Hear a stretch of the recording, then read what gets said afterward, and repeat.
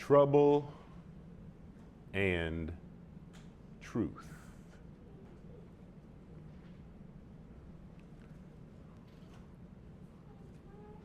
I don't think I need to pull out any stops as it relates to trying to teach you about trouble. I imagine from the time that we're children, even if we fall and hurt ourselves, we just don't have trouble finding trouble. Some people would look at a particular person other than themselves and declare as soon as they see them, here comes trouble. I'm not encouraging anyone to say of any other person, here comes trouble. I'm not trying to tell you that this person or that person is trouble. I absolutely believe we are all created in the very image of God. And as his children, it's a wonderful thing to recognize and be able to see the Imago Dei in any and every one. But trouble finds its way to us. I don't think anyone would even want to wish some types of trouble on another person. Let me give you an example. Children tend to be relatively precious to us. We think a lot of children. We heard requests to pray for Andy's parents because we value children. And the idea of anyone going through trouble when it comes time to giving birth gives us pause. We don't want trouble on anyone, even if it's somebody we don't particularly like, that we're not particularly fond of. We still want them to be able to have a wonderful birthing process. Insert 1 Kings chapter 14. And I encourage you to read through all 20 verses, and as tempted as I am to read all 20 verses, feel free to tell Rebecca I did and that we were in church for 4 hours and she just missed it. I encourage you to read all 20 verses. I'm just going to read one verse, verse 17 of 1 Kings chapter 14 out of the NIV. Then Jeroboam's wife got up and left and went to Tisra. As soon as she stepped over the threshold of the house, the boy died. I just got through telling you, I don't wish ill or evil on anyone. It doesn't have to be a best friend. It doesn't have to be a family member. It doesn't have to be someone that I'm close to. There's a song by The Police that talks about wishing that the Russians would love their children too, because it doesn't matter who someone else is. Everyone who is anyone who cares anything about anybody wants well for other people's children. And yet here we are in this text. And immediately after mom got home, as soon as she stepped over the threshold, the child died. That's trouble. That's trouble that nobody asked for. That's trouble she didn't ask for. That's trouble she didn't want. That's trouble that she got. And if you find yourself having trouble, maybe this is for you. Kings was originally one book, not 1st and 2nd Kings. And the Israelites had decided that they wanted to be like all the other countries, and they wanted to have a king. But God had already been the King of Kings and the Lord of Lords for them, but they wanted to be like everybody else. And if you're reading through the Bible and if you've discovered anything about kings, one of the things that you've discovered is that there weren't a lot of them that were good. They didn't have it together. They weren't wonderful people that you would want your child to be like. And Jeroboam certainly fit that mold. Sometimes trouble is simply something that happens to you. You don't ask for it. You didn't want it. If you look at that 17th verse, it was a child. The word does not say that the child had done anything wrong. And some of the worst kind of trouble that we find ourselves in is trouble that happens to us. We didn't ask for it, we didn't want it. And quite honestly, some of the trouble that we face happened to us. You go to the doctor, and the doctor tells you have a disease and tells you that the disease you have is hereditary. That's trouble that happened to you. Sometimes the things that happen to us, it's not our fault. We also want to place blame. We also want to say this is where it came from and this is why it happened. But sometimes it's just stuff that happens to you. Trouble often can happen to you. That child simply died.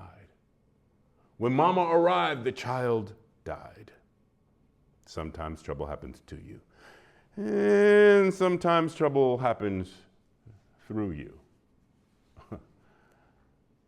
I know we don't like to think anything but wonderful, glowing, warm thoughts about ourselves. But sometimes we are the agent of trouble.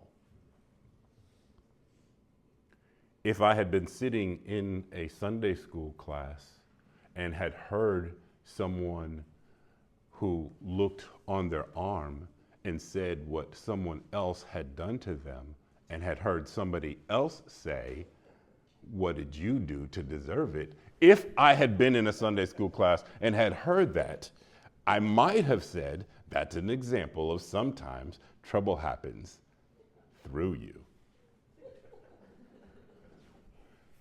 Most married folk are laughing at that. Maybe one day, single people, you can appreciate that on another level. Sometimes trouble happens to you. It could be hereditary. It could be something you didn't create, make happen. It just simply happened to you. But sometimes trouble happens through you. Can you imagine being that mother? That it was prophesied and then took place, that as soon as she walked through the threshold, the child she had given birth to died? Can you imagine how that felt? Sometimes we're kind of excited when trouble happens through us because we meant it. We were doing it on purpose. We absolutely were looking for trouble, found trouble, and brought trouble with us. So, hello, party, trouble. I'm here. Let's go. Let's. I'm not talking about a fight. I'm just saying sometimes trouble happens through us. Sometimes it happens to us. Sometimes it happens through us. And regardless of how we feel about it, we often can be agents of trouble. So whether it happens to you or it happens through you, or it can happen in view of you. You realize Jeroboam was so evil. God ended up killing his son. That's bad. I'm not trying to say what children face because of their parents' sin. I'm simply pointing out the fact that sometimes trouble happens to you, sometimes trouble happens through you, Sometimes trouble happens in view of you.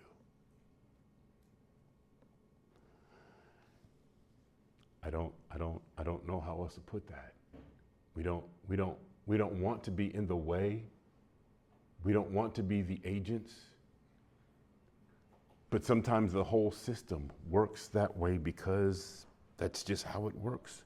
And we find ourselves looking at trouble that we see. So thankfully, not only was there trouble in this text, but there's truth in this text.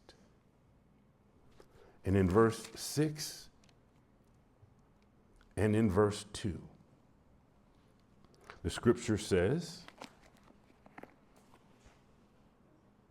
so when Ahijah heard the sound of the footsteps at the door, he said, "Come in, wife of Jeroboam. Why this pretense? I have been sent to you with bad news." That's verse 6. Verse 2 declares, and Jeroboam said to his wife, "Go disguise yourself so you won't be recognized as a wife of Jeroboam." What I didn't tell you is that the prophet was blind. So the fact that he was able to discern this woman and who she was simply with her footsteps coming through is because God had given the prophet insight, so he was able to tell the truth even though he couldn't see the truth. And the fact is that truth is not hidden. You can try to hide it all you want to. You can be in as much trouble as you want to. The truth is not hidden. It might seem to be hidden. It might seem that we don't even know what truth is, but truth is not hidden. You may not open up your word, but God wants to reveal truth to you if you'll take the time to look at it and consider it. We often want to avoid it. We often want to hide from it, but truth is not hidden. I also want to say that truth does not hurt. Yeah, you might not believe me. Look at verses 8 and 9 of chapter 14.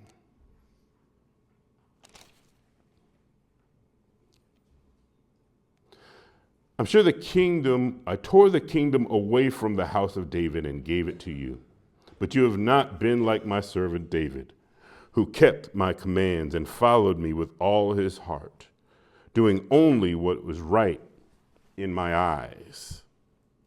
You have done more evil than all who lived before you. You have made for yourself other gods, idols made of metal. You have aroused my anger and turned your back on me. That doesn't sound good. And for those of you who are disagreeing with me, saying truth does hurt, no, it's not actually the truth that hurts, because the truth is from God. What happens is our sin makes us feel the pain that the truth reveals. And it can be difficult to deal with the truth.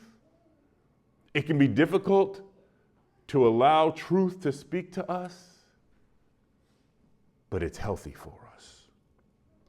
So whether trouble is happening to you, through you, or in view of you, not only is truth not hidden, truth does not hurt. Final thing I want to say about trouble and truth at the moment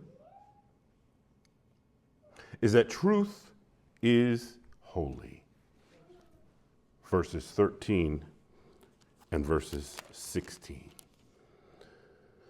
Verse 13 said, all Israel will mourn for him and bury him. He is the only one belonging to Jeroboam who will be buried, because he, talking about the baby who died, is the only one in the house of Jeroboam in whom the Lord, the God of Israel, has found anything good. You don't have to see it. God sees it. God sees, and he knows what is holy. He knows who is holy. You don't have to inform him about what somebody else has done to create trouble, to stir up trouble, to make there be trouble, to put trouble in your life. The holy God is able to see truth, discern truth, and reveal truth. verse 16. And he will give Israel up because of the sins Jeroboam has committed and has caused Israel to commit. The Holy One wants to have a relationship with each and every one of us. And his holiness does not let anyone who is stirring up trouble get in the way of you receiving truth, participating in truth, and accepting truth. He loves you so much that his holiness cannot be marred by truth. Darkness never takes over light. It is light that takes over darkness. It might seem like it's an odd thing to preach immediately after celebrating the resurrection, but as much trouble as the world has created, if someone were to ask, what did you do with that holy God when he came in the flesh in the form of Jesus? He was born of a virgin. He lived a sinless life. He helped people. He supported people. He encouraged people. He let the blind see and the deaf hear. What did you do with that holy man, Jesus? You stirred up trouble, but he was still holy. And though trouble took him down and buried him in a grave after him being on an old rugged cross, truth got up with all power, heaven and earth in his hands. Truth was seen once again by many who had been troubled. And truth is coming back again for his church without a spot or a wrinkle. It doesn't matter how much trouble is in the world, trouble can never win because truth shall reign. Truth is holy. Truth can help. Don't be discouraged by what you see on the news. Determined that there's trouble here and trouble there. The holy God will shine a light on everything and everyone.